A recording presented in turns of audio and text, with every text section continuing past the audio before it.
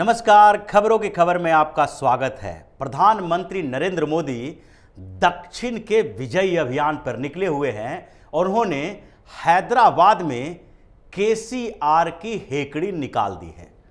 के चंद्रशेखर राव जो तेलंगाना के सीएम हैं, मोदी का नाम सुनते ही अपने स्टेट को छोड़कर भाग जाते हैं। वो प्रोटोकॉल का ख्याल भी नहीं रख पाते हैं और इस साल उन्होंने 2 बार तेलंगाना में प्रोटोकॉल को तोड़ा है।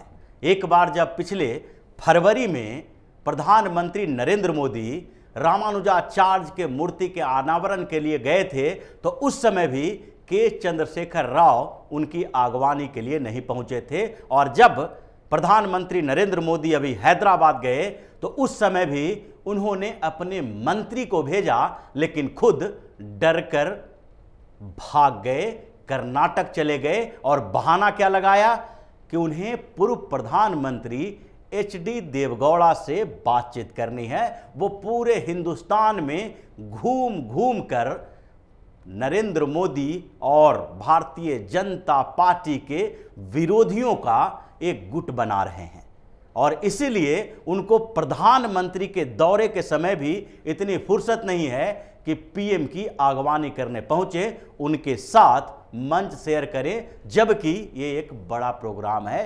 तेलंगाना में कई परियोजनाओं का उद्घाटन किया जा रहा है, शुभारंभ किया जा रहा है और उस समय किसी भी मुख्यमंत्री को साथ में रहना जरूरी होता है।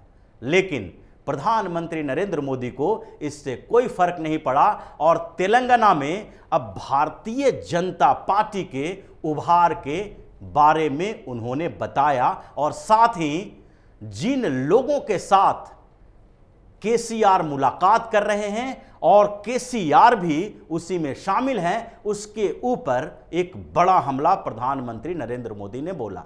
सारी क्षेत्रीय पार्टियों को उन्होंने बखिया उधेड़ दी और सबसे बड़ा जो मुद्दा है अभी हिंदुस्तान के राजनीति का, उसको उभारा है, वो है परिवारवाद।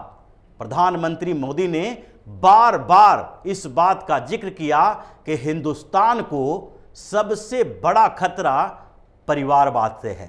परिवारवादी राजनीति केवल अपने हित के लिए काम करते हैं और ये लोग देश राज्य के विकास में सबसे बड़े बाधक हैं।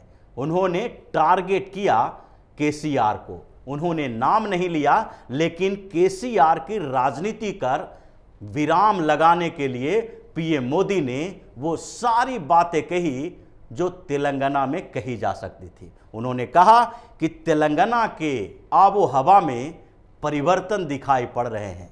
यहाँ के आबो हवा में ऐसा दिखाई पड़ रहा है कि अब परिवर्तन होके रहेगा और अगले साल होने वाले विधानसभा चुनाव में भारतीय जनता पार्टी की बड़ी जीत होगी, क्योंकि तेलंगाना में पिछले 2 साल से कई चुनावों में भारतीय जनता पार्टी का जीत हुई है और उनके कहने का मतलब हैदराबाद से शुरुआत करने की थी। हैदराबाद म्युनिसिपल कॉरपोरेशन के चुनाव में जिस तरीके से भारतीय जनता पार्टी ने 4 सीटों से बढ़कर 48 सीटों तक का सफर पूरा किया, उसका जो तरीके थे, जो स्ट्रेटजी थी, उसी का जिक्र प्रधानमंत्री नरेंद्र मोदी ने किया। जहां भारतीय जनता पार्टी को 25% वोटों का फायदा हुआ, जबकि केसीआर का ग्राफ नीचे गिरता चला गया और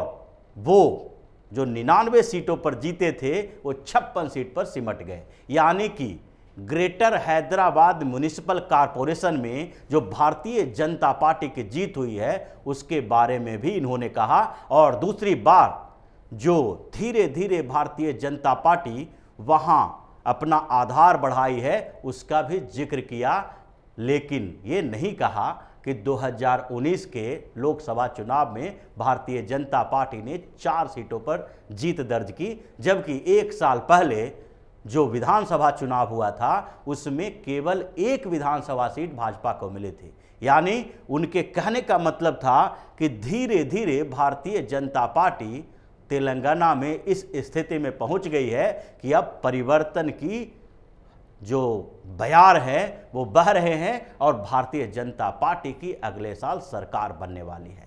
उन्होंने कई मुद्दों को एक बार एक ही तरीके से एक साथ बताया, जिसमें केसीआर की परेशानी बढ़ने वाली है। और इसलिए जब जब भारतीय जनता पार्टी का कोई बड़ा नेता तेलंगाना पहुंचता है तो केसीआर की परेशानी दुगनी तिगनी चौगनी हो जाती है। पिछले दिनों जब गृह मंत्री अमित शाह भी हैदराबाद के पास एक रैली को संबोधित कर रहे थे तो उससे पहले पूरा केसीआर का परिवार बौखला गया और केंद्र सरकार से सवाल करने लगा तेलंगाना के विकास को लेकर। और इस बार भी प्रधानमंत्री नरेंद्र मोदी ने एक बड़ा मुद्दा तेलंगाना के भारतीय जनता पार्टी को दे दिया है और वो है परिवारवाद। परिवारवाद इसलिए महत्वपूर्ण है क्योंकि ये सिर्फ केसीआर से जुड़ा नहीं है।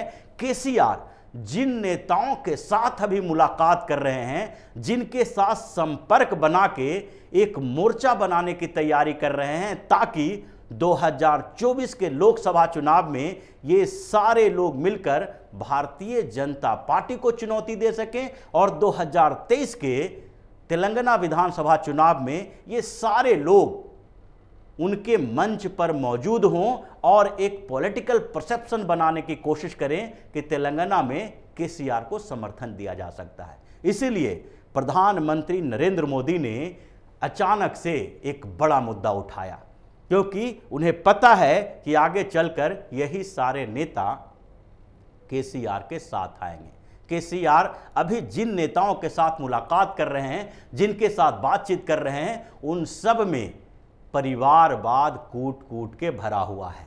चाहे वो ममता बनर्जी के साथ मुलाकात करें और ममता बनर्जी की पार्टी के साथ संपर्क करके सहयोग की बात कर रहे हैं, तो वहां पर भी परिवारवाद हावी है। और इसलिए टीएमसी के अंदर ममता बनर्जी के भतीजे अभिषेक बनर्जी को लेकर काफी कंफ्यूजन है, तनातनी की स्थिति है, जो पिछले 6 महीनों में बढ़कर और भी तेज हो गया है। उधर से अगर चलते हैं तो केसीआर ने अखिलेश यादव से मुलाकात की। अखिलेश यादव मुलायम सिंह यादव परिवार के वो सदस्य हैं जिनके ऊपर परिवारवाद का सबसे बड़ा ठप्पा लगा हुआ है। मुलायम सिंह यादव के परिवारवादी राजनीति के आसपास भी कोई नहीं टिक सकता, क्योंकि उनके तो सिर्फ बेटे नहीं, पोते, भतीजे, चारों तरफ उनके परिवार में जितने लोग हैं सारे राजनीति में ही हैं और कुछ सांसद, कुछ विधायक, कुछ कारपोरेशन में, कुछ जिला परिषद में, हर जगह उनका वर्चस्व है। इसीलिए अगर अखिलेश यादव भी केसीआर के समर्थन में जाते हैं तो परिवारवाद का ये मामला उनके ऊपर भी होगा। उसके अलावा जो उनके सहयोगी हैं, जैसे उद्धव ठाकरे हों, उनके बेटे आदित्य ठाकरे भी उसी परिवारवादी राजनीति का हिस्सा हैं। उनके पिता बाला साहब ठाकरे थे, यानी परंपरागत तरीके से ये क्षेत्रीय पार्टी भी परिवारवादी पार्टी है। शरद पवार की बात करें तो उनसे भी केसीआर मुलाकात कर रहे हैं, जो परिवारवादी राजनीति को महाराष्ट्र में विस्फोटक की स्थिति तक पहुंचा चुके हैं। जिस तरह से उत्तर प्रदेश में मुलायम सिंह यादव का परिवार है,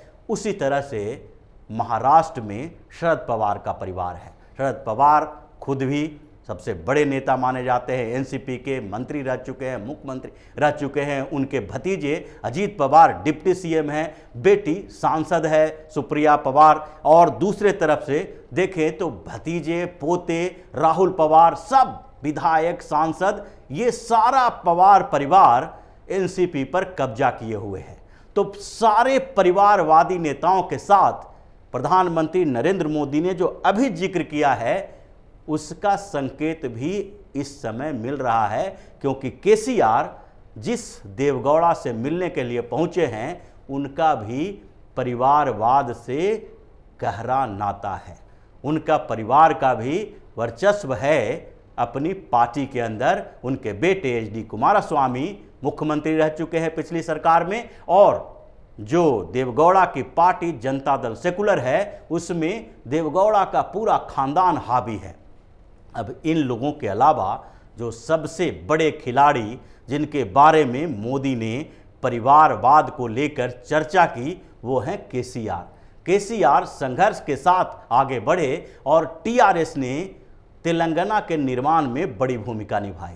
लेकिन हुआ क्या, जब तेलंगाना के सीएम बन गए तो उसके बाद उन्होंने अपने परिवार को ही आगे बढ़ाया, जिसका जिक्र पीएम मोदी ने किया है। उनके बेटे केटीआर अभी टीआरएस के एग्जीक्यूटिव प्रेसिडेंट हैं, यानी कार्यकारी अध्यक्ष हैं, मंत्री भी हैं, विधायक होते हुए मंत्री हैं और टीआरएस के एग्जीक्यूटिव प्रेसिडेंट भी हैं, यानी कि वो दो बड़े पोस्ट होल्ड कर रहे हैं। मंत्री के साथ साथ पार्टी के कार्यकारी अध्यक्ष की केसीआर ने अपने बेटे केटी रामाराव को अपना उत्तराधिकारी बना दिया है, इसलिए टीआरएस के अंदर असंतोष भी फैला हुआ है। उनकी बेटी कविता भी पार्टी में बड़ी भूमिका में रहती है, सांसद रह चुकी है, विधायक है और वो भी पार्टी पर बड़े होल्ड रखती है। और इन तीनों का, यानी कि केसीआर, उनके बेटे और उनके बेटी का पूरे टीआरएस पर कब्जा है, जिसको लेकर टीआरएस के कई नेता नाराज चल रहे हैं। लेकिन अभी उनके पास कोई विकल्प नहीं है, क्योंकि केसीआर को अभी तेलंगाना विधानसभा में बड़ी बहुमत हासिल है। लेकिन अब उन्हें डर लग रहा है कि अगले साल होने वाले विधानसभा चुनाव में उनकी कुर्सी चली जाएगी, इसलिए पूरे देश में घूम घूम कर वो अपना प्रचार कर रहे हैं। अपने आप को राष्ट्रीय नेता के तौर पर उभारने का बहाना बनाकर तेलंगाना में एक ऐसा परसेप्शन तैयार करने की कोशिश कर रहे हैं कि वो भाजपा विरोधी जो खेमा है उसके लिए बहुत ही ज़्यादा कोशिश कर रहे हैं।